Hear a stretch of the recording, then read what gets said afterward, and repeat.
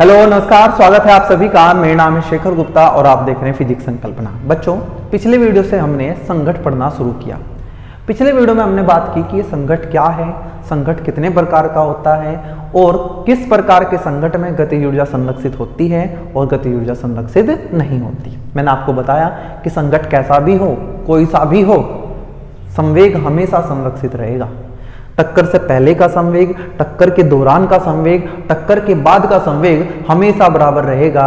और ये बात मैं निकाय के लिए कर रहा हूं, ना कि अलग अलग वस्तुओं के लिए।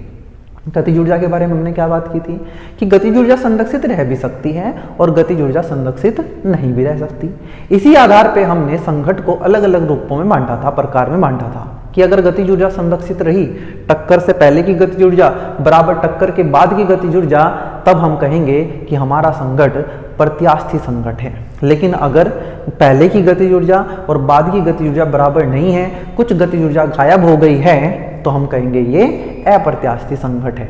टक्कर के बाद दोनों वस्तुएं चिपक के चलने लग जाती हैं, तो हम कहेंगे ये पूर्णतः अप्रत्यास्थी संघट है। और हमने ये भी बात की थी कि रखे रखे कोई वस्तु फट जाए, उसके 2-3 टुकड़े हो जाएं, तो हम इसको सुपर कोलिजन कहते हैं। और इस प्रकार के संघट में, कोई संघट तो हम इसको नहीं कहते बच्चों, इसको फटना कहते हैं, जो भी आप कह लो, इसमें वस्तुओं की गति ऊर्जा बढ़ जाती है। ठीक है। लास्ट वीडियो के अंतिम हिस्से में बच्चों हमने एक प्रकार का संघट पढ़ना शुरू किया जिसका नाम था एक विमीय प्रत्यास्थ संघट। एक विमीय का मतलब ये है कि कोई ये एक बॉल है, इसके पीछे दूसरी बॉल जा रही है और ये बॉल जाके इससे टकराई और दोनों उसी लाइन पे चलते रहे जिस लाइन पे चल रहे थे। हो सकता है ये टकरा के जो पीछे वाली है वापस आ जाए, लेकिन ऐसा नहीं है कि कहीं ऊपर चली जाएगी कहीं नीचे चलेगी, इस लाइन में ही। इसको एक विमीय प्रत्यास्थ संघट बोलते हैं। और क्योंकि ये प्रत्यास्थ संघट है, इसलिए इसमें संवेग का संरक्षण तो होगा ही, गतिज ऊर्जा का भी संरक्षण होगा।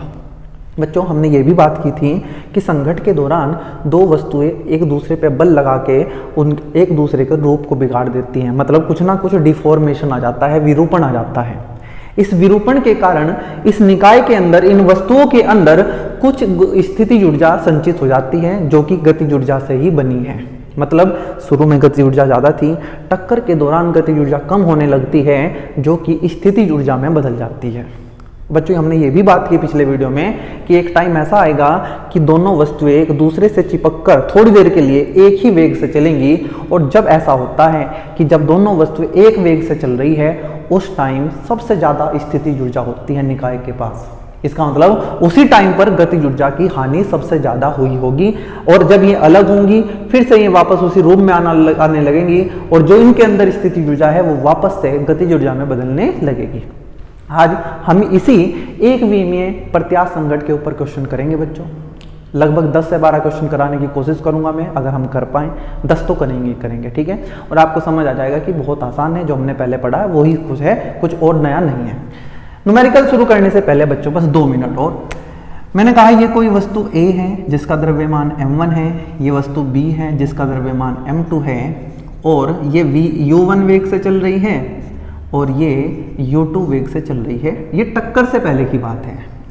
टक्कर हुई, टक्कर के बाद इस A का वेग v1 हो गया, द्रव्यमान m1 ही है, इस B का द्रव्यमान m2 है और वेग हो गया बच्चों v2।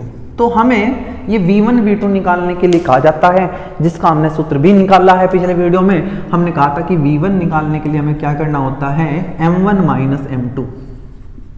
इसको लिखने का तरीका आप भी सीख लो। v1 निकालना है तो इसी के द्रव्यमान में से दूसरा घटाएंगे, m1 minus m2 upon m1 plus m2, और इसके सामने ये है तो यहाँ आएगा u1 प्लस, अब इसका दोगुना करो 2m2 upon m1 plus m2, और इसके सामने ये है तो यहाँ लिखो u2।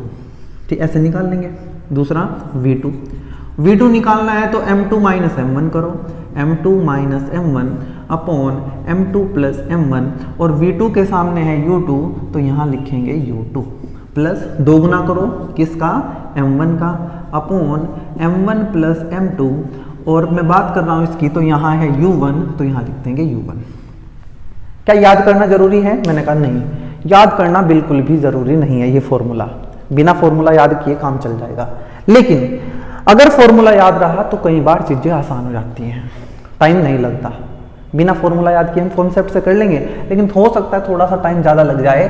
अब करेंगे कैसे? अगर ये फॉर्मूला याद ना रहा तो बच्चों आप सबसे पहले लगाएंगे संवेग संरक्षण, कि यहाँ का कुल संवेग बराबर यहाँ का कुल संवेग। अच्छा, दूसरा हम लगाएंगे बच्चों कि जो हमने यहाँ का अपगमन वेग पढ़ा था, उपगमन वेग मतलब u1 माइनस u2 किसके बराबर हुआ था?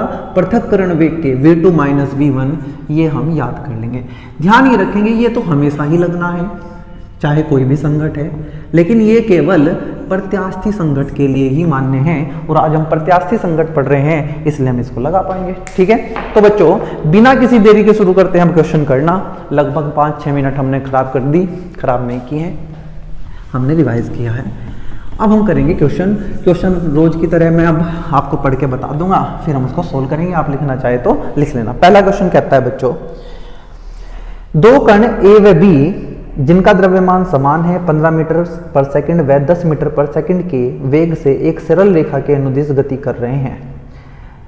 ये दोनों प्रत्यास्थ संघट करते हैं। प्रत्यास्थ संघट के बाद उनके वेग ज्ञात करो तथा निकाय में संचित अधिकतम स्थिति ऊर्जा ज्ञात करो। ठीक है, उम्मीद है आपने सुन लिया होगा, और आप नोट करना चाहे तो नोट कर सकते हैं। पहला क्वेश्चन ये है बच्चों, क्या कहता है पहला क्वेश्चन? सर करते हैं भाई। दो कण हैं ए व बी, हमने कहा ये ए है ये बी है। शुरू में आप कोशिश करना कि डायग्राम बना के ही क्वेश्चन करें, जल्दबाजी नहीं करेंगे। प्रैक्टिस के साथ आप बिना डायग्राम के भी क्वेश्चन करने लगेंगे। एक ही सरल रेखा के अनुदिश गति कर रहे हैं। पहले का वेग है 15 मीटर पर सेकंड और बच्चों दूसरे का वेग है 10 मीटर पर सेकंड। दोनों के द्रव्यमान समान है। इसका मान लो m है तो इसका भी कितना होगा? m दिया नहीं है, ठीक है, कि कितना है तो हमने मान लिया m है। इसने कहा संघट के बाद, ये संघट से पहले की स्थिति है, मतलब बच्चों ये u1 है, ये हमारा u2 है। संघट के बाद हमें ये पूछा गया कि इनके वेग कितने होंगे। मैंने कहा अच्छा v1 निकालना है, संघट के बाद इसका वेग कितना होगा? v1 बना देता हूँ एक बार। ये a है, संघट के बाद ये v1 से चलेगा, ये संघट के बाद v2 से चलेगा। मुझे नहीं पता बच्चों कि दोनों एक दिशा में चल रहे हैं विपरीत दिशा में, वो तो आंसर के बाद पता चलेगा हमें। ये पता है कि ये अभी एक ही दिशा में चल रहे हैं, टक्कर के बाद ये कैसे चल रहे हैं नहीं पता, हमें आंसर निकाल लेंगे फिर पता चलेगा। हमने कहा v1 करो, या तो बच्चों आप सीधा फॉर्मूला से जाओ या फिर बेसिक कॉन्सेप्ट से। मैं बेसिक कॉन्सेप्ट से जा रहा हूँ। सबसे पहले लगाएंगे हम संवेग संरक्षण का सिद्धांत। यहाँ का संवेग कितना है? संवेग होता है mv, m यहाँ m है और v का मान यहाँ 15 है, प्लस इसका mv mm है, v का मान यहाँ 10 है। ये मैं सोचना कि v नहीं u है, वो तो बच्चों मैं बोलने के लिए लिख रहा हूँ, वरना मैं पहले ऐसे भी लिख सकता हूँ। सुनना, मैं ऐसे भी लिख सकता हूँ m u1 plus m u2 बराबर, इसका द्रव्यमान m ही है, m है तो ये आ जाएगा mv1 प्लस mv2। m सब जगह कैंसिल हो गया। u1 का मान है 15, u2 का मान है 10, m चला गया तो v1 प्लस v2 आ गया कितना? 25। आपने कहा ठीक है, समीकरण नंबर 1। अब हम लगाएंगे वो वाला, अब उपगमन वेग और पृथक्करण वेग वाला। यहाँ का उपगमन वेग क्या है? मैंने आपको बताया था बड़े वाले से छोटे वाले को घटाना है। बड़े वाला है 15 माइनस 10 हो जाएगा ये। यहाँ का इसमें से इसको घटाना होता है क्योंकि ये दूर जाएगा, v2 माइनस v1। तो यहाँ से v2 माइनस v1 बच्चों हमारा आ गया 5। समीकरण नंबर 2। दो समीकरण है, दोनों को सोल्व करके आप v1 v2 का मान निकाल लो। यहाँ देखो ये है v2 प्लस v1 बराबर 25, समीकरण नंबर 1 है हमारी। दोनों को जोड़ा ये गया, ये हो गया 2v2 बराबर 30, तो v2 का मान आ गया 15 मीटर पर सेकंड। क्या आया? 15 मीटर पर सेकंड। इस v2 का मान जैसे ही यहाँ रखा तो हमें पता चला कि v का मान है 10 मीटर पर सेकंड। देखना, बिना फॉर्मूले के हमने कर दिया। अब अगर आप फॉर्मूला से करोगे तो वो कैसे करोगे वो भी देख लो। v1 का फॉर्मूला होता है बच्चों, v1 का formula m1 minus m2 upon m1 plus m2 u1 plus 2m2 upon m1 plus m2 और यह आ जाएगा u2। अब मुझे बताओ क्या m1 m2 बराबर है? आपने कहा हाँ, तो बराबर हो गया, 0 आ गया। m माइनस m, ये 0 हो जाएगा पूरा।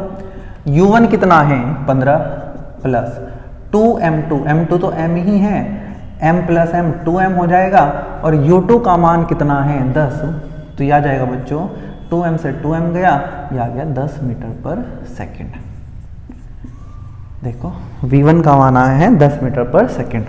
अच्छा जी, v2 का फॉर्मूला क्या होता है? v2 होता है बच्चों m2 minus m1 upon m2 plus m1 और ये आएगा u2 plus 2m1 upon m1 plus m2 u1। m minus m 0 हो गया, u2 कितना है 10 है, 0 हो गया, 2 ऊपर m plus m 2m, u1 कितना है 15, तो ये गया ऐसे, ये आ गया 15 मीटर पर सेकेंड। कौन आया? ये v2। आपने कहा देखो, चाहे आप कॉन्सेप्ट से जाओ चाहे फॉर्मूला से जाओ, बात एक ही है, बस इसको याद कर रखना पड़ेगा। कॉन्सेप्ट में ज़्यादा, कॉन्सेप्ट भी याद रखना पड़ेगा, बात तो ये है, लेकिन फॉर्मूला याद रखना थोड़ा मुश्किल होता है, कॉन्सेप्ट हमें याद रह जाता है क्योंकि ये बार बार यूज होते हैं। और बच्चों अगर यही क्वेश्चन आपका मल्टीपल चॉइस में आ जाए तो कब करने की जरूरत नहीं है इसको। कल हमने 4 स्थितियां पढ़ी थी बाद में। सबसे पहली स्थिति याद करो कि अगर दो वस्तुएं बराबर द्रव्यमान की हों और प्रत्यास्थ संघट करें, प्रत्यास्थ हर जगह नहीं, तो उनके वेग आपस में बदल जाते हैं। क्या बराबर द्रव्यमान है? हाँ। प्रत्यास्थ संघट है? हाँ। तो वेग बदल जाएंगे। ए का 15 है, बी का 10 है, तो ए का 10 हो जाएगा और बी का 15 हो जाएगा। ये है, देख लो, ए का कितना है 10, बी का कितना हो गया 15, बदल गए हैं, तो इसको सोल्व करने की भी जरूरत नहीं। लेकिन एक बात सुनना, ये मत कहना कि हम इसको कभी भी सोल्व नहीं करेंगे। भाई अगर बड़े नंबर में क्वेश्चन आया है तो उसको सोल्व ही करना है। मल्टीपल चॉइस है तो सीधा लिखो, कहीं कंपटीशन में बैठे हो वहां आ जाए सीधा लिखो, सोल्व करने की जरूरत नहीं है। ठीक है, करते हैं भाई क्वेश्चन नंबर 2। नहीं, अभी इसी का एक पार्ट बचता है बच्चों। इन्होंने कहा है कि हमें ये बता दो कि जब टक्कर हुई तो उसमें जो अधिकतम स्थितिज ऊर्जा है वो कितनी हुई होगी संचित। आपको ये बात आपको क्लियर रखनी है बच्चों। टक्कर से पहले गतिज ऊर्जा है, टक्कर के बाद भी गतिज ऊर्जा है, लेकिन जब टक्कर हो रही है ना तो वस्तुएं चल तो रही हैं लेकिन एक दूसरे को दबा भी रही हैं, जिसकी वजह से उनके अंदर स्थितिज ऊर्जा भी है। तो हमें वो स्थितिज ऊर्जा निकालनी है। सबसे पहला कॉन्सेप्ट तो ये कि ये स्थितिज ऊर्जा अधिकतम होगी कब, ये ध्यान रखना आपको। अधिकतम स्थितिज ऊर्जा कब होगी? संघट के दौरान की बात कर रहा हूं। तो आप कहोगे ये तब होगी जब दोनों ने एक दूसरे को सबसे ज्यादा दबा रखा होगा। मैंने कहा हाँ, और जब सबसे ज्यादा दबा रखा होगा तो दोनों साथ साथ चल रहे होंगे, मतलब दोनों कण, दोनों वस्तु एक साथ एक वेग से गति करती हैं, गति कर रही होंगी, ऐसा हम बोल देंगे। ये कॉन्सेप्ट आपको ध्यान रखना है। जब दोनों वस्तुएं एक साथ एक वेग से गति कर रही होंगी तो हम कहेंगे कि उनके अंदर जो स्थितिज ऊर्जा है वो अधिकतम होगी। आपने कहा ठीक है। तो सबसे पहले तो मुझे पता करना है कि टक्कर से पहले ये ए है, इसका वेग कितना था 15 मीटर पर सेकेंड। ये बी है, ये चल रहा था 10 मीटर पर सेकेंड। टक्कर हुई, टक्कर के बाद की बात नहीं करनी है, टक्कर के दौरान की बात करनी है। जब ये दोनों एक दूसरे से चिपक के चल रहे होंगे, ये भी m है, ये भी m है, और मान लेते हैं कि इनका वेग अभी v है। अरे भाई दोनों एक साथ चल रहे हैं तो हम दोनों का वेग v मान लिया। लगाओ समवेग संरक्षण का सिद्धांत, इसका द्रव्यमान m, इसका द्रव्यमान m, तो ये 2m हो जाएगा। तो मैं कहूंगा कि यहाँ का संवेग m, यहाँ का वेग कितना 15, यहाँ का द्रव्यमान m, वेग कितना 10। भाई संवेग को सीधा लिखना सीखो, बच्चों की तरह नहीं करेंगे। संवेग होता है P बराबर mv, mv ये आ गया। यहाँ का m कितना है आप कहोगे 2m, वेग कितना है v, तो ये जाएगा 15m 10m, ये आ गया 25m और ये आ गया 2mv। m से गया m तो v का मान आ गया 25/2 मीटर पर सेकेंड। ये दोनों का वो वेग है जो दोनों ने संघट किया है और दोनों साथ साथ चल रहे हैं। हमने कहा इसी दौरान स्थितिज ऊर्जा सबसे ज्यादा होगी। अब निकालने कैसे स्थितिज ऊर्जा? मैंने कहा ऐसा करते हैं, सबसे पहले टक्कर से पहले गतिज ऊर्जा निकाल लो, के इनिशियल। टक्कर से पहले की गतिज ऊर्जा 1/2 m, 15 का स्क्वायर 225 प्लस 1/2 m, 10 का स्क्वायर 100। क्या होती है गतिज ऊर्जा? 1/2 mv स्क्वायर, 2 है तो दोनों कल निकाल के जोड़ दिया। 225 m/2, 100 m/2, तो यह जाएगा 325 m/2, ये k का मान है हमारे। कौन सी गति ऊर्जा है ये टक्कर से पहले की गति ऊर्जा है। अब ये मान लेते हैं नहीं, निकाल लेते हैं कि जब ये दोनों साथ साथ चल रहे हैं तब गति ऊर्जा कितनी है। यहाँ साथ साथ चलने के दौरान गति ऊर्जा, आपने कहा यहाँ की गति ऊर्जा को हम मान लेते हैं k फाइनल यहाँ के लिए 1/2 m अभी कितना है टोटल 2m, और v का मान कितना है 25/2, 25/2 का स्क्वायर, 2 से गया 2, यहाँ बचा m, 25 का स्क्वायर होगा 625, 2 का होगा 4, तो आ जाएगा 625 m/4। अब ध्यान से देखो बच्चों कि मैंने टक्कर से पहले की गति ऊर्जा निकाल ली और टक्कर के दौरान की गति ऊर्जा तब जब दोनों साथ साथ चल रहे हैं। तो मुझे एक बात बताओ ना कि वो स्थितिज ऊर्जा आई कहाँ से है। तो आप कहोगे भैया वो स्थितिज ऊर्जा ना गति ऊर्जा से बनी थी, पहले गति ऊर्जा ज्यादा थी, टक्कर के दौरान गति ऊर्जा कम होने लगी, जो गति ऊर्जा कम हुई वही स्थितिज ऊर्जा बनी थी। तो इसका मतलब अगर मैं इस गति ऊर्जा में से इस वाली गति ऊर्जा को घटा दूं, क्योंकि ये शुरू में है, ये बाद ये टक्कर के दौरान है, तो मुझे पता चल जाएगा इतनी गति ऊर्जा कम हुई है और वही तो स्थितिज ऊर्जा बनी होगी। तो आपने कहा बिल्कुल। तो मैंने कहा डेल्टा के गति ऊर्जा में परिवर्तन के इनिशियल माइनस के फाइनल को, तुम में से कोई ये भी कह सकता है कि भैया कि परिवर्तन तो हमेशा फाइनल में से इनिशियल को घटा करते हैं। तो मैंने कहा मुझे पता है, लेकिन मुझे यहाँ भी ये भी पता है कि पहले गति ऊर्जा ज़्यादा है तो मैं अपने आंसर को प्लस लाने के लिए इनिशियल माइनस फाइनल कर दूंगा, क्योंकि पहले ज़्यादा है। पहले कितनी है 325 m/2 माइनस 625 m/4। देखो यहाँ 4 है तो यहाँ 2 से गुना कर लेते हैं। जैसे मैं यहाँ 2 से गुना करूँगा ऊपर बनेगा 650/4, 625/4, 650 में 625 गए 25 m/4। इतना परिवर्तन हुआ है हमारी गतिज ऊर्जा में। और बच्चों याद रखना, यही जो परिवर्तन गतिज ऊर्जा में है यही वस्तु के अंदर, निकाय के अंदर स्थितिज ऊर्जा के रूप में संचित होगा और यही हमारी अधिकतम स्थितिज ऊर्जा है। मान लो अभी तो m नहीं दिया है, तो क्वेश्चन आप कहोगे कि जब m हमने अपने आप से मानना है तो आंसर में तो ये आना नहीं चाहिए। तो बच्चों होगा ये कि आपको यहाँ स्थितिज ऊर्जा ना पूछ के उसमें चेंज पूछ ले कि पहले 0 थी तो कितना चेंज हुआ, या फिर ऐसा करेगा कि मान लो उसने ये कह दिया कि ये 2 किलोग्राम के हैं तो आपको ये 25 दूनी 50, यहाँ m का मान 2 रख के यह जाएगा 12.5 जूल, ऐसा कुछ दे देंगे आपको, आप कर लेना। मैं तो आपको बस ये सिखाना चाहता हूँ कि जब दो वस्तुएं प्रत्यास्थ संघट करती हैं और संघट के दौरान में एक दूसरे का रूप बिगाड़ती हैं टक्कर करते टाइम, तो उसके अंदर स्थितिज ऊर्जा संचित हो जाती है और उस स्थितिज ऊर्जा का महत्तम मान, अधिकतम मान तब होता है जब दोनों वस्तुएं एक ही वेग से साथ साथ चल रही होती हैं। ये पहला सवाल था बच्चों आज का। दूसरे सवाल की तरफ बढ़ते हैं। दूसरा सवाल हमें कहता है, मैं पढ़ के आपको बता रहा हूँ, m द्रव्यमान की एक वस्तु 3 मीटर पर सेकंड के वेग से m2 द्रव्यमान की दूसरी वस्तु जो कि विराम में है से प्रत्यास्थ संघट करती है। संघट के बाद इनके वेग क्रम से 2 मीटर पर सेकंड व 5 मीटर पर सेकंड है, तो m1 अनुपात m2 ज्ञात कीजिए। बढ़िया क्वेश्चन है बच्चों, आप एक बार इसको नोट कर लेना, फिर करने की कोशिश भी कर लेना। इन्होंने कहा कि हमारे पास पहले एक वस्तु है जिसका द्रव्यमान दे रखा है m1 और ये 3 मीटर पर सेकंड के वेग से चल रहा है। ये जाके एक वस्तु से टकराती है जिसका द्रव्यमान m2 है और ये वस्तु हमारी विराम में है, मतलब इसका वेग 0 है।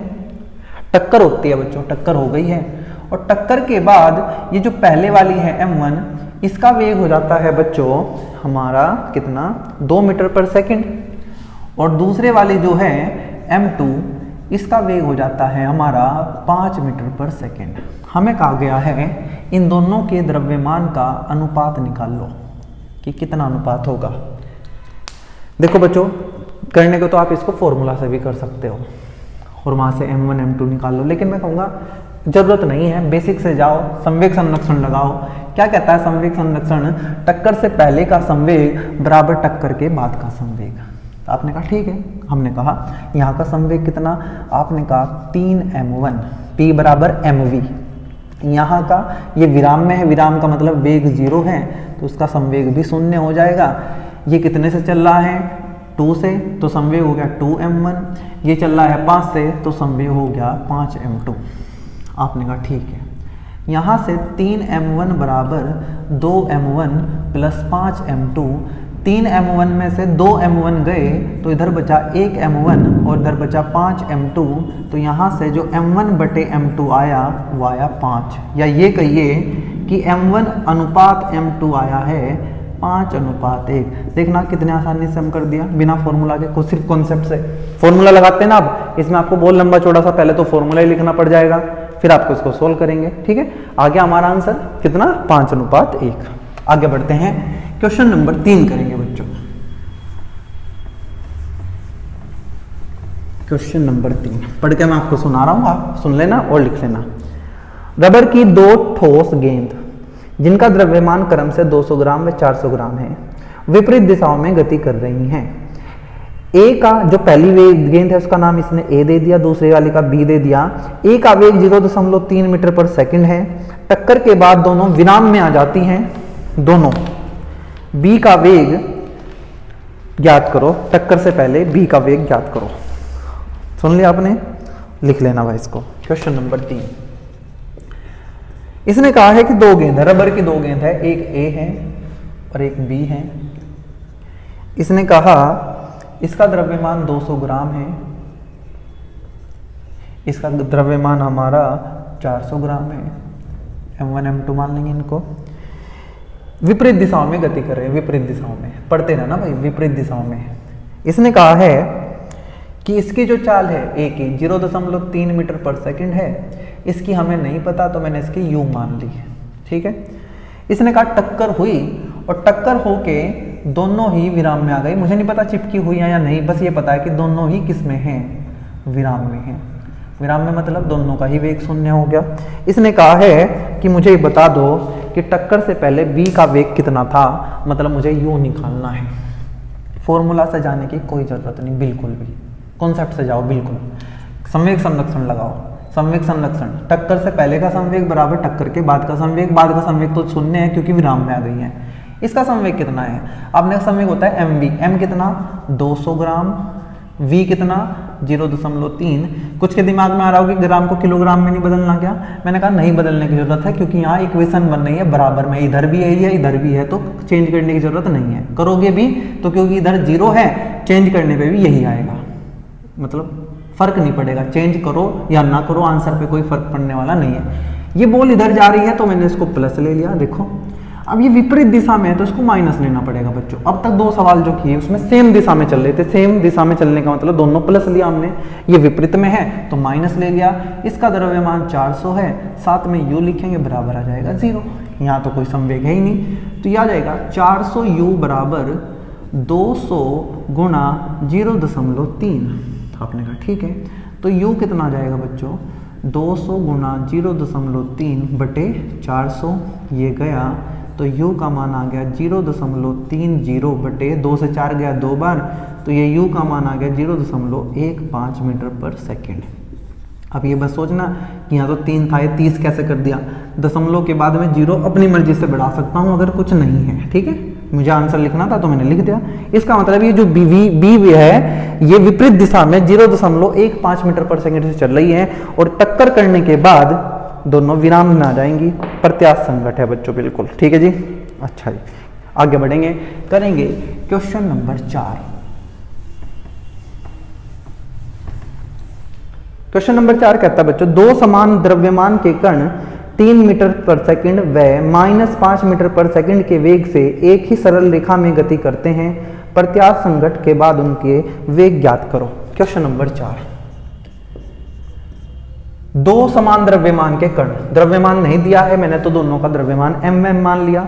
उसने कहा है कि जो पहला है वो चल रहा है 3 मीटर पर सेकंड से, कितने से 3 मीटर पर सेकंड से, और जो दूसरा चल रहा है वो चल रहा है -5 मीटर पर सेकंड से। ये माइनस का मतलब क्या है, जैसे ही तुमने सुना माइनस, मुझे पता है मेरे बताने से पहले तुम्हें पता है कि वो विपरीत दिशा में चल रहा होगा।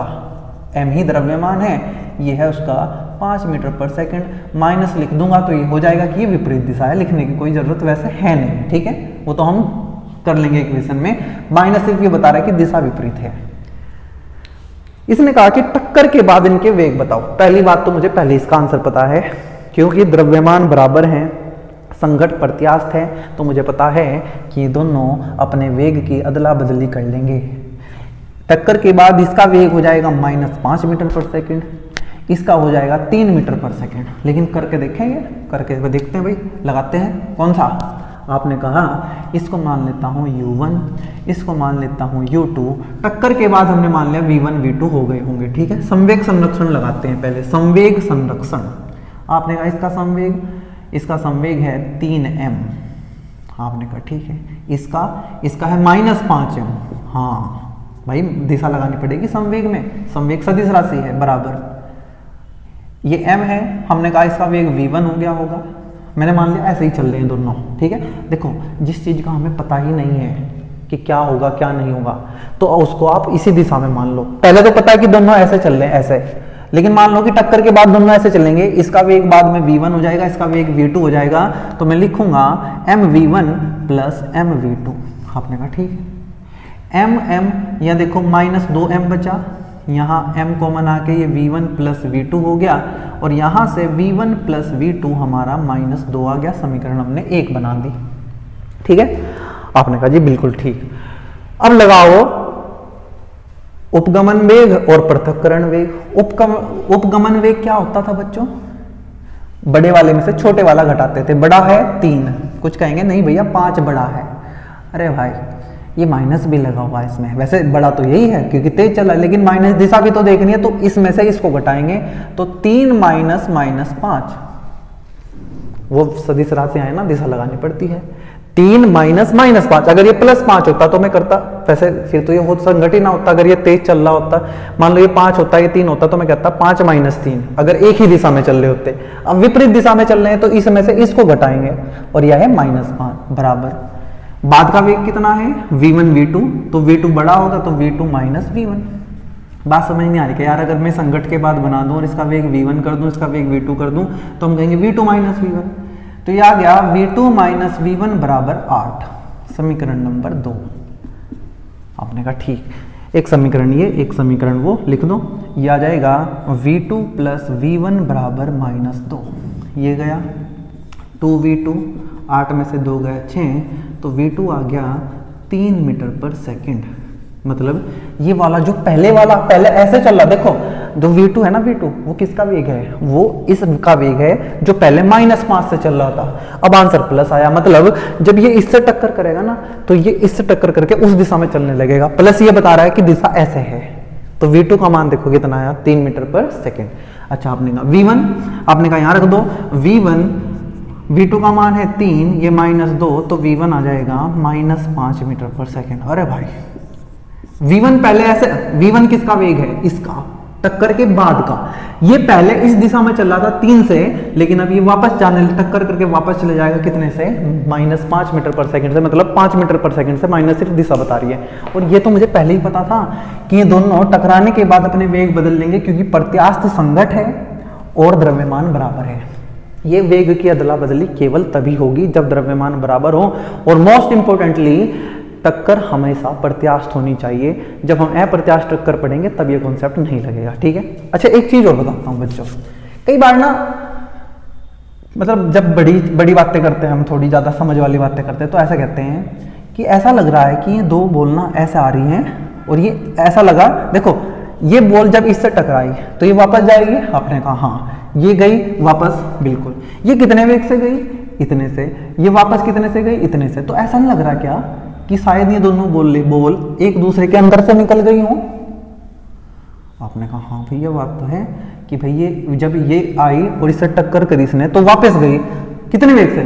-5 मीटर पर सेकंड से। तो ऐसा ही लग रहा है कि दोनों बॉल एक दूसरे के अंदर से निकल के चली गई ऐसे, क्योंकि द्रव्यमान तो बराबर है, तो पता भी नहीं चलेगा। तो हम ये कह सकते हैं कई बार। उम्मीद आप समझ रहे होंगे क्या मैं कहना चाहता हूँ। यह आ गया हमारा क्वेश्चन नंबर 4 का आंसर। आगे बढ़ेंगे, करेंगे क्वेश्चन नंबर 5, और इसको हटा दूंगा। क्या इसको फॉर्मूले से भी किया जा सकता है?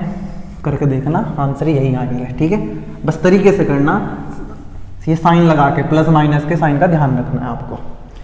क्वेश्चन नंबर 5 करते हैं बच्चों, पढ़ रहा हूं, सुन लेना, लिख लेना। 5 किलोग्राम की एक वस्तु 10 मीटर पर सेकंड के वेग से विराम में स्थित 20 किलोग्राम की वस्तु से टकराकर विराम में आ जाती है। टक्कर के पश्चात 20 किलोग्राम वाली वस्तु का वेग ज्ञात करो। बढ़िया सा क्वेश्चन है, आसान सा बहुत। इसने कहा एक वस्तु है जिसका द्रव्यमान 5 किलोग्राम है और बच्चों ये 10 मीटर पर सेकंड के वेग से चल रही है और जाके टकराती है एक 20 किलोग्राम की वस्तु जो कि विराम में है। और टक्कर के बाद ये जो 5 किलोग्राम वाली है ये खुद विराम में आ जाती है। हमें ये पूछा है कि इस 20 किलोग्राम की वस्तु का वेग कितना होगा। हमने कहा बहुत ही आसान, हम सीधा लगाएंगे संवेग संरक्षण। सबसे बढ़िया, हमने कहा यहाँ का संवेग mv 10 पंजे 50, यहाँ का संवेग 0, यहाँ का संवेग 0, यहाँ का संवेग 20v। 20v किसके बराबर आया? 50 के। v आ गया 5/2 के, मतलब 2.5 मीटर पर सेकंड के वेग से वस्तु चलेगी। प्लस आया है, प्लस हम इस दिशा को मानते हैं, मतलब ये वस्तु इस दिशा में चल रही है। ठीक है, उम्मीद है ये आसान लगा होगा, कोई मुश्किल क्वेश्चन तो है भी नहीं। करेंगे बच्चों क्वेश्चन नंबर 6। क्वेश्चन नंबर 6 पढ़ देता हूं और आप नोट करेंगे। 1 किलोग्राम द्रव्यमान की एक वस्तु 8 मीटर पर सेकंड के वेग से 2 किलोग्राम की विराम में स्थित वस्तु से प्रत्यास्थ टक्कर करती है। इसके तुरंत बाद 2 किलोग्राम की वस्तु 3 किलोग्राम की विराम में स्थित वस्तु से टक्कर करती है। 3 किलोग्राम की वस्तु का अंतिम वेग ज्ञात कीजिए। बढ़िया क्वेश्चन है बच्चों। इसका मतलब ये है कि यहाँ 2 बार टक्कर होगी, 2 संघट हमें करने हैं। सुनो ध्यान से। 1 किलोग्राम की वस्तु ये है 1 किलोग्राम, ये 8 मीटर पर सेकंड की वेग से चल रही है और जाके ये 2 किलोग्राम की एक वस्तु से टकराएगी जो विराम में है। टक्कर हुई, उसी के एकदम बाद ये 2 किलोग्राम वाली वस्तु 3 किलोग्राम की एक वस्तु से जो खुद भी विराम में है उससे टकराती है। हमें पूछा गया है कि दूसरी टक्कर के बाद, मतलब जब इसके साथ टक्कर होगी, इसका वेग बताओ। हमें इसका वेग निकालना है। और टक्कर बच्चों सारी प्रत्यास्थ टक्कर है, मतलब आपको संवेग संरक्षण और गतिज ऊर्जा संरक्षण दोनों लगा सकते हैं। आपने कहा ठीक है, करते हैं। पहले इनकी बात कर लेते हैं, इनकी टक्कर की। 1 kg व 2 kg का संघट, पहले इनकी बात करेंगे। आपने कहा ठीक है, लगाओ संवेग संरक्षण। इसका संवेग कितना है? आपने कहा 8 गुणा 1, mv होता है ना, m कितना है 1, v कितना है 8, तो 8 हो गया। प्लस ये विराम में है, विराम में है जी, मान लेते हैं। अच्छा ये कह रहा है, ये कह रहा है, अच्छा इसका कुछ पता नहीं चला भाई हमें। तो बच्चों हमें यहाँ संवेग संरक्षण से जहाँ जाके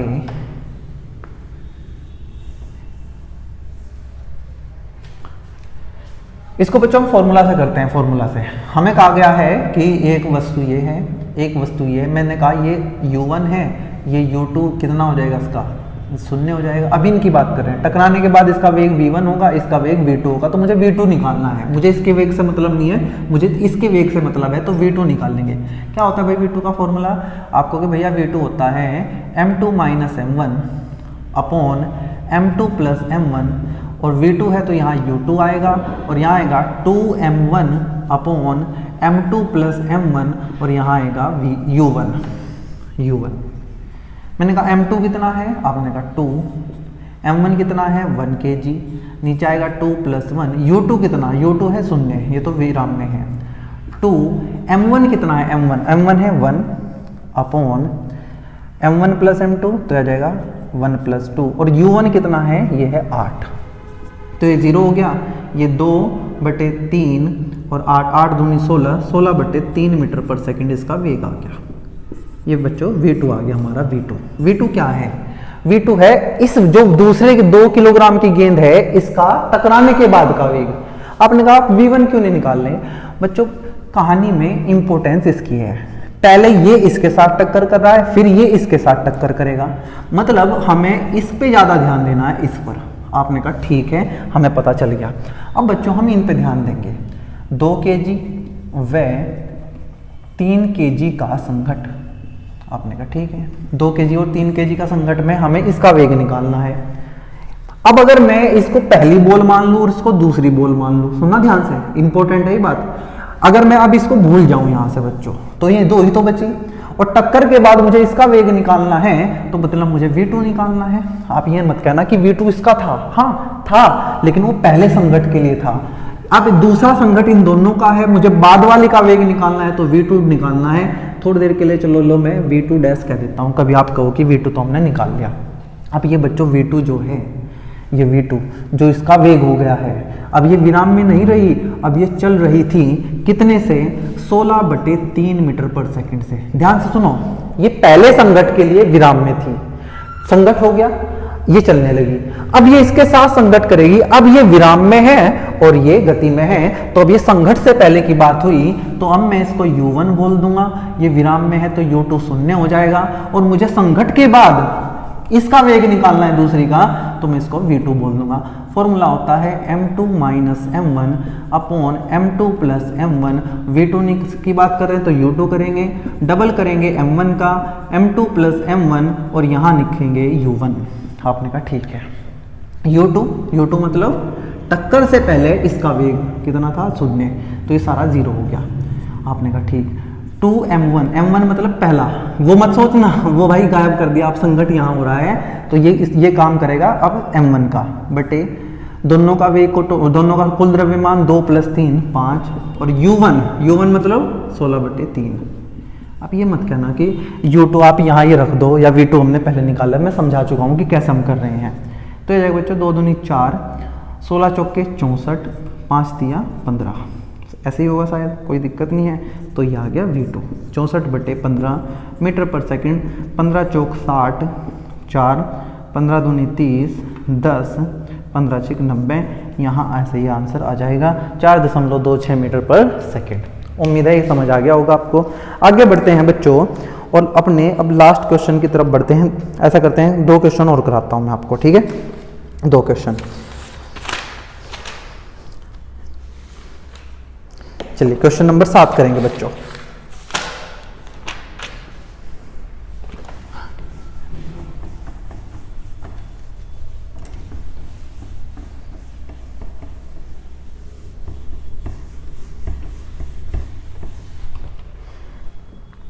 क्वेश्चन नंबर 7 हमारी एनसीईआरटी का क्वेश्चन है बच्चों। क्वेश्चन नंबर 7 ये कहता है कि एक बॉल है, यहाँ बॉल v वेग से ये चल रही है, ध्यान से सुनना, v वेग से चल रही है, इसका नाम इन्होंने 1 बोला है, और यहाँ 2 बॉल हैं जो कांटेक्ट में रखी हैं ऐसे, इसका नाम 2 है और इसका नाम 3 है। ये first ball, second ball, third ball, सबका द्रव्यमान बराबर है, ये v वेग से चलती हुई है, टक्कर से पहले की बात है, इन 2 बॉल से जाकर टक्कर करती है। इन्होंने हमें 3 डायग्राम बना के दिए बच्चों, टक्कर के बाद के 3 डायग्राम हमें बना के दिए, 3, और ये कहा गया कि हमें ये बताओ इनमें से कौन सा पॉसिबल है। पहला डायग्राम कहता है कि जो पहली बॉल है ये विराम में होगी, अच्छा ये विराम में है, पहले ध्यान से सुनना, ये विराम में है, और जो दूसरी 2 बॉल है, दूसरी और तीसरी, ये ऐसे ही v वेग से गति करेंगी। ये है पहला डायग्राम। दूसरा डायग्राम कहता है कि पहली और दूसरी ऐसे ये विराम में आ जाएंगी, और जो ये तीसरी है ये v वेग से गति करेगी। और तीसरा कहता है कि तीसरा क्या कह रहा है कि तीनों ऐसे लग के 1 2 3 v वेग से गति करेंगी। हमें पूछा गया है कि बताओ इनमें से कौन सा सही है, ज़्यादा सही कौन सा है। हो सकता है इससे भी अच्छा कुछ हो, वो यहाँ ना हो, लेकिन हमें वो बताना है जो यहाँ पॉसिबल है। आपने कहा कि भाई संघट प्रत्यास्थ हैं, दिया हुआ है कि संघट सारे कैसे हैं, प्रत्यास्थ, कोई भी अप्रत्यास्थ संघट नहीं है, सबका द्रव्यमान बराबर है। आपने कहा देखो संघट कैसा होगा ये इस बात पर डिपेंड करता है कि उनकी गति ऊर्जा संरक्षित रही या नहीं रही। तो इसका मतलब मैं ये चेक कर लेता हूँ कि संघट से पहले कितनी गतिज ऊर्जा थी और यहाँ संघट के बाद कितनी गतिज ऊर्जा है। जहाँ गतिज ऊर्जा संरक्षित रही वही हमारा सही आंसर होगा, क्योंकि संघट कैसा हो रहा है, प्रत्यास्थ। हमने कहा यहाँ की गतिज ऊर्जा 1/2 इसका द्रव्यमान m, इसका द्रव्यमान m, सबका द्रव्यमान m है। 1/2 m v², इनका 0, तो यह आ गया 1/2 mv²। अब जहां भी आंसर 1/2 mv² आ गया वो ही सही होगा। हमने कहा यहां बताओ इसका द्रव्यमान m, गतिज ऊर्जा 0 है। 1/2 द्रव्यमान दोनों चल रहे हैं तो इसका द्रव्यमान m, इसका द्रव्यमान m, तो द्रव्यमान 2m हो गया, v से चल रहे हैं तो k आया बच्चों 2 से 2 गया mv²। आप कहोगे कि यहाँ 1/2 mv² है, यहाँ mv² है, ये पॉसिबल नहीं है। इसकी बात कर लेते हैं। अच्छा, इसका k कितना होगा? आप कहोगे 1/2 m, द्रव्यमान 3m है, चल रहे हैं v से, तो गतिज ऊर्जा होगी 1/2 टोटल द्रव्यमान v², तो ये आएगा 3/2 mv²। ये भी पॉसिबल नहीं है। अच्छा, इसका मतलब यही पॉसिबल है।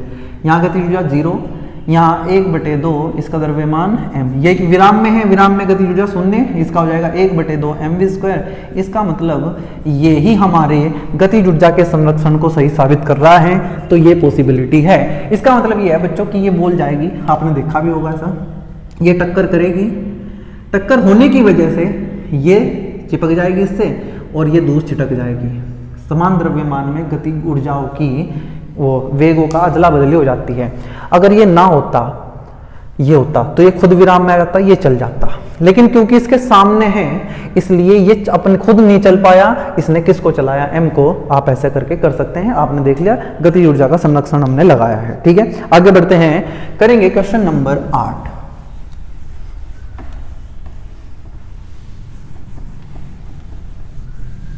क्वेश्चन नंबर 8 क्या कहता है? क्वेश्चन नंबर 8 ये कह रहा है बच्चों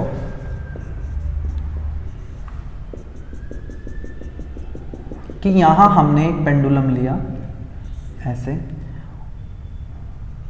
ये इसके साम्य अवस्था थी और ये है यहां m द्रव्यमान का, और यहां एक दूसरा गोलक रखा है m द्रव्यमान का ही, पेंडुलम मतलब स्फीयर मान लो, जैसा ये है ऐसा ये है।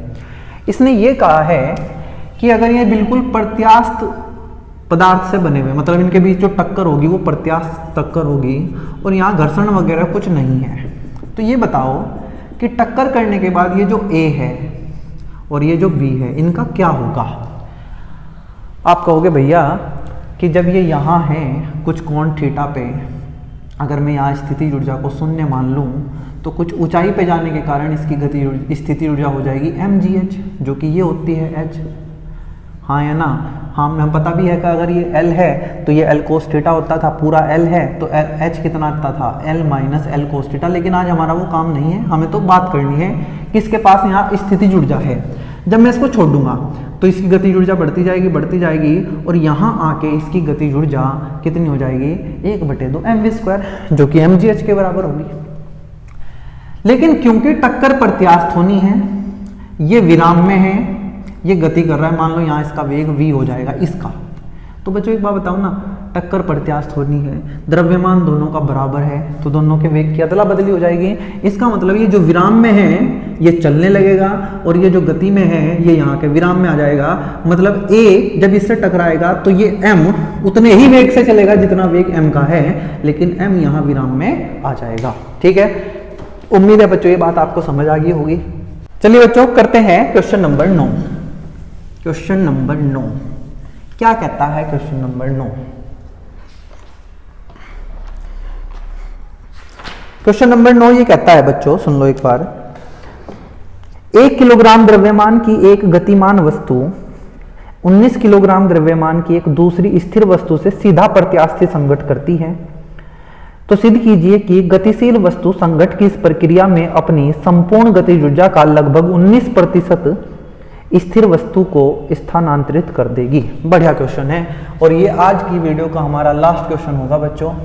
क्वेश्चन कहता है कि हमारे पास 1 किलोग्राम द्रव्यमान की वस्तु है, ये गति कर रही है, मुझे नहीं पता कितने वेग से, ये जाके एक वस्तु से टकराती है जिसका द्रव्यमान 19 किलोग्राम है। टक्कर पूर्णतः प्रत्यास्थी है, ये इसने बोल दिया है। सिद्ध ये करना है कि ये जो वस्तु है, ये गतिमान वस्तु टकराने के बाद अपनी ऊर्जा का, गतिज ऊर्जा का 19% इस वस्तु को स्थानांतरित कर देगी। 19%, हाँ। तो बच्चों करना क्या है, मैंने ये मान लिया कि मान लो इसका वेग u है और क्योंकि ये विराम में है तो उसका वेग 0 है। टक्कर हुई बच्चों, टक्कर के बाद मान लेते हैं पहली जो वस्तु है 1 किलोग्राम की, उसका वेग v1 हो गया, मुझे नहीं पता कितना हुआ, v1 मैंने मान लिया। दूसरी जो 19 किलोग्राम की है उसका वेग हमने v2 मान लिया बच्चों, ठीक है। अब मुझे ये पता करना है, बस सीधे ये करना है कि जो यहाँ की गतिज ऊर्जा में परिवर्तन, इसकी गतिज ऊर्जा में कमी आई है वो 19% होनी चाहिए। बस यही तो सिर्फ ये करना है कि इसने अपनी 19% गतिज ऊर्जा इसको दे दी। तो अगर मैं ये कह दूं कि इसकी गतिज ऊर्जा 19% कम हो गई है तो बात तो एक ही है, क्योंकि इसने अपनी गतिज ऊर्जा दूसरे को दी है तो इसकी तो खुद कम होगी। इसने अगर 19% दी है तो इसकी खुद कितनी कम हो गई है, 19%, वही मुझे सिद्ध करना है। तो मेरा काम है बच्चों यहाँ से इसकी गतिज ऊर्जा निकालना। मैंने कहा इसकी गतिज ऊर्जा निकाल लो पहले वाले की, K1। आपने कहा 1/2 mu², m इसका 1 है तो यह आ जाएगा 1/2 u²। आपने कहा ठीक है। ये गतिज ऊर्जा इसकी कब की है, संघट से पहले की है। मैंने कहा संघट के बाद की गतिज ऊर्जा देख लेते हैं। उसके लिए मुझे v1 चाहिएगा, तो v1 का फॉर्मूला होता है बच्चों m1 - m2 upon m1 + m2, और यहाँ आएगा u1 + 2m2 upon m1 + m2, और यहाँ आएगा u2। आपने कहा ठीक है, ये फॉर्मूला भी हमें आता है। v1 मुझे निकालना, m1 कितना है, m1 आपने कहा 1 - 19, 1 + 19, u1 कितना है, u है, u2 0 है, ये u2 है भाई u2, तो ये सारा 0 हो जाएगा। तो जो हमारा v1 आया है वो आया है -18/20u, या ये कहिए 2 से अगर काटूं -9/10u। बच्चों आपको साफ साफ पता है कि इस माइनस का मतलब सिर्फ इतना है कि ये जो बॉल है 1 kg की, जिसका वेग टक्कर के बाद हमने v1 मानना है, इस दिशा में सच में ये इससे टकरा के वापस आई होगी। ये है बात। तो हमने इसी गतिज ऊर्जा की बात कर ली। इसी गतिज ऊर्जा को हमने K1 डैश मान लिया। चलो K मान लेता हूँ खाली, टक्कर के बाद क्या होगा, 1/2 m v1², m इसका 1 किलोग्राम है, v1 इतना आया है, यह आ जाएगा 9/10 -9/10 u²। तो जो K आएगा बच्चों, यहाँ से मैं यहाँ लिख रहा हूँ थोड़ा, K 1/2, 9 का स्क्वायर है बच्चों 81, 10 का स्क्वायर हो जाएगा 100, यह आ जाएगा u²। तो जो K आया है इसका वो आ गया 81/200 u²। ध्यान से सुनो, सिद्ध ये करना था कि इस वस्तु ने अपनी गतिज ऊर्जा का 19% इस वस्तु को दे दिया। पहले ही विराम में है, टक्कर के बाद ये चलने लगी होगी। ये कहना था, ये सिद्ध करना था कि इसने अपनी गतिज ऊर्जा का 19% इसे दे दिया। तो मैं ये सिद्ध कर दूंगा कि इसने अपनी ऊर्जा में कमी कितनी की है, 19%। पहले कितनी थी, 1/2 u², अब कितनी है 81/200 u²। तो मैं चेंज निकाल लेता हूं, गतिज ऊर्जा में कमी है, गतिज ऊर्जा में कमी नहीं लिखते, परिवर्तन लिखता हूं, मैं सब करके दिखाऊंगा। गतिज ऊर्जा में परिवर्तन, आपने कहा परिवर्तन निकालते हैं कैसे, मैंने कहा डेल्टा के होता है K final minus K initial, बाद की माइनस पहली। बाद में है कितनी, 81/200 u², इन शुरू में है कितनी 1/2 u²। आपने कहा u² कॉमन ले लेते हैं, 2 भी कॉमन ले लेते हैं, यहाँ बचा 81, 2 से इसको बाकी ये आ गया 100, और यहाँ बचा -1, क्योंकि ये तो बाहर आ गया, ये आ गया u²/2। 100 में से 81 गए तो यहाँ आ जाएगा -19/100। अब बच्चों ध्यान से देखो कि माइनस का मतलब ये है कि गतिज ऊर्जा में जो परिवर्तन है वो ऋणात्मक है। ऋणात्मक परिवर्तन का मतलब होता है वो चीज घट रही है। अगर किसी का परिवर्तन ऋणात्मक आए तो उसका मतलब वो चीज घट रही है। गतिज ऊर्जा का परिवर्तन ऋणात्मक आया है मतलब गतिज ऊर्जा घटी है। और अगर मैं केवल बदलाव की बात करूं, अगर मैं यहाँ कमी की बात कर लूं सिर्फ, मुझे पता चल गया तो वो जो कमी आई है वो आई है 19u²/200। ये कमी आई है, क्या है कमी।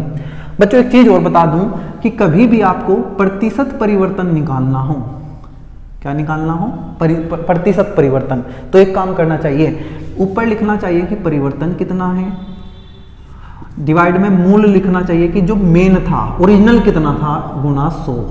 ये प्रतिशत परिवर्तन निकालने का तरीका है। मुझे पता है कमी हुई है तो मैं प्रतिशत कमी लिख दूंगा। परिवर्तन कितना हुआ है, कमी कितनी हुई है, आपने कहा कमी हुई है 19u² बटे 200, आपने कहा ठीक है, बटे मूल कितना था, मूल शुरू में कितनी थी गति ऊर्जा, u² बटे 2, शुरू में थी u² बटे 2, और इसको गुणा करेंगे हम बच्चों 100 से, तो ये प्रतिशत परिवर्तन निकल के आएगा, u² से u² जाएगा, ठीक है, इस 2 से ये 100 जाएगा तो ऊपर 19 बचेगा बटे 100, और यह आ जाएगा 100 से 100 जाएगा तो आंसर आ जाएगा 19%। देखो इतना आसान है। तो आपने कहा इसका मतलब टक्कर के बाद इस वस्तु ने अपनी 19% ऊर्जा इसको दे दी, या ये कहो कि टक्कर के बाद इस वस्तु की गति ऊर्जा में 19% की कमी आई है। इसको ऐसा भी किया जा सकता है कि आप टक्कर के बाद इसका वेग निकाल लो, v2 निकाल लो, फिर गति ऊर्जा निकाल लो। शुरू में इसकी गति ऊर्जा कितनी थी, 0, तो यहाँ की गति ऊर्जा में से ये निकाल लो और ये देख लो कि कितनी वृद्धि हुई है। ऐसे भी इसको किया जा सकता है, जैसे भी आप करना चाहो। बच्चों ये लास्ट सवाल था आज की वीडियो का। ऐसे ही क्वेश्चन यहाँ से मिलते हैं।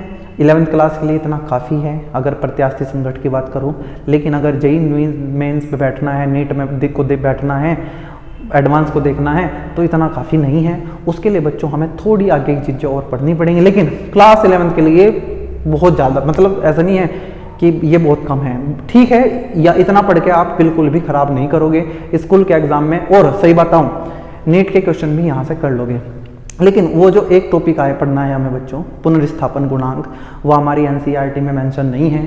इसका मतलब 11th क्लास में स्कूल में तो वो नहीं पूछा जाएगा, लेकिन वहाँ से सवाल और बढ़िया बनते हैं, इसलिए हम उसको भी पढ़ेंगे। आज की वीडियो में इतना ही रखेंगे बच्चों, पढ़ते रहिए, मेहनत करते रहिए। धन्यवाद।